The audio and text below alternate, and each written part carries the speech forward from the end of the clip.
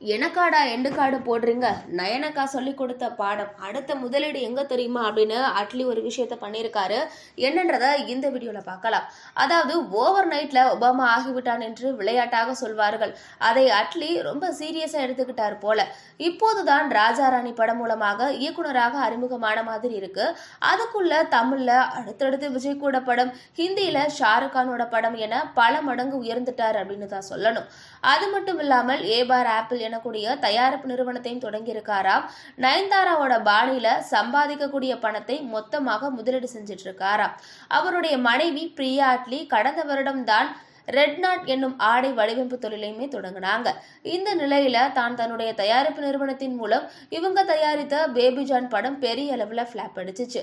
அட்லிக்கு இதெல்லாம் தேவையா, மண்ணை வாரி தலையில் போட்டு கொண்டார் என்றெல்லாம் பேசினாங்க. ஆனால் தலைவன் அதை பற்றி கொஞ்சம் கூட ஃபீல் பண்ணாம அடுத்த முதலீட்டை போட்டிருக்காரு. என்ன விஷயம் அப்படின்னா, இந்தியாவில் சமீபத்தில் பெரிய அளவில் கவனம் ஈர்த்திருப்பது விக்கில் பால் போட்டி தான். தற்போது வரக்கூடிய பிப்ரவரியில விக்கில் பால் லீக் நடைபெற இருக்கிறதா. நடிகை சமந்தா ஜொமேட்டோவோட உரிமையாளர் இந்த விளையாட்டு அணிகளை விலைக்கு வாங்கியிருக்காங்களாம். தற்போது அட்லி பெங்களூரு அணியை விலைக்கு வாங்கி பெங்களூரு ஜவான்ஸ் என பெயரிட்டு இருக்கிறாராம். இந்த அணியில இந்த விளையாட்டை திறமையாக விளையாடக்கூடிய விஷால் தக்காரி மற்றும் சில முன்னணி வீரர்கள் இருக்கிறார்கள் என்பதும் குறிப்பிடத்தக்கது.